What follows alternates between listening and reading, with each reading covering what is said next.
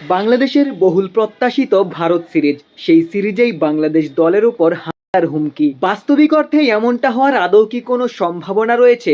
উত্তরটা হলো একেবারেই নেই। নিরাপত্তা ইস্যুতে কোনো দেশে সিরিজ বাতিল হলে অন্যান্য দেশগুলোও সেই দেশে যাওয়ার আগে দ্বিতীয়বার ভাববে। ভারতীয় ক্রিকেট বোর্ড সর্বোচ্চ নিরাপত্তা দিয়েই বাংলাদেশের বিপক্ষে সিরিজটি আয়োজন করতে চাইবে। অন্যথায় ক্ষতিটা ভারতীয় ক্রিকেটেরই। বিসিবির পরিচালক নাজমুল আবেদীন ফাহিমও তেমন শঙ্কা উড়িয়ে দিয়েছেন। বরং ফাহিম মনে করেন ভারতই বাংলাদেশকে নিয়ে চিন্তিত থাকবে, সেটা ক্রিকেটীয় দৃষ্টিকোণ থেকে। না, এরকম থাকেই সবসময়, সব দেশের খেলাতে এরকম প্রায় অন অ্যান্ড অফ থাকে, কিন্তু আমার মনে হয় না সেটা বড় একটা থ্রেট। ইন্ডিয়া আগের তুলনায় বাংলাদেশকে আরও সমীহ করবে, আর একটু প্ল্যান্ড ওয়েতে খেলার চেষ্টা করবে।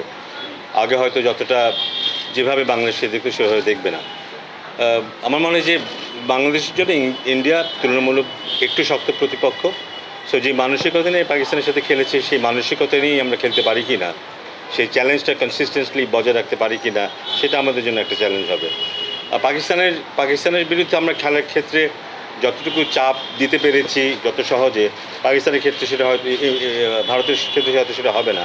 সেখানে আমাদের আরও কনসিস্টেন্ট হতে হবে, আরও ধৈর্যের পরিচয় দিতে হবে। বাট আত্মবিশ্বাসটা খুব জরুরি, সেটা যে আমরা ধরে রাখতে পারি। আমাদের এখন স্ট্রেংথটা আছে ভালো করার, বিশেষ করে আমাদের বোলিংয়ে আমরা যে শক্তিটা দেখেছি, সেটা যদি আমরা কাজে লাগাতে পারি, there is a good chance যে আমরা আগের তুলনায় আরও বেশি ডমিনেট করতে পারবো।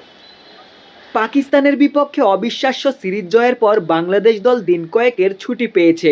তবে নাজমুল হোসেন শান্তরা ব্যক্তিগত অনুশীলন করেছেন। যদিও সাদা বলের ক্রিকেটারদের অনুশীলন অব্যাহত রয়েছে। 9 আগস্টের মধ্যে টিম বাংলাদেশ ভারত সিরিজের জন্য পূর্ণাঙ্গ প্রস্তুতি শুরু করবে। ইনজুরির সমস্যা নেই, আমি যতটুকু জানি। আশা করছি যে ফুল টিমকে পাওয়া যাবে। সাকিব কাউন্টি খেলতে গেছে, বাকি সবাই অ্যাভেলেবেল থাকবে আশা করছি।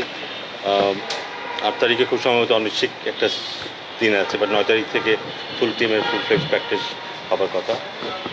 ওয়েদারটা কিছুটা বিঘ্নতা সৃষ্টি করতে পারে, বাট চেষ্টা করবো এর মধ্যে যেন ঠিকভাবে প্রস্তুতি নেওয়া যায়। গোটা দল একই সাথে অনুশীলন করলেও সাকিব কাউন্টি খেলবেন। সেখান থেকেই ভারতের দলের সাথে যুক্ত হবেন। ভারত সিরিজের পরই সাকিবের ব্যাপারে সিদ্ধান্ত আসবে। সাকিব বিদেশ বিভুঁইয়ে ক্রিকেটার হবেন নাকি দেশের মাটিতেও খেলতে আসবেন, সাকিব নন, বিসিবির নীতি নির্ধারকরাই এমন প্রশ্নের উত্তর জানাবেন। গোলাম সারোয়ার, ক্রিকেট 97।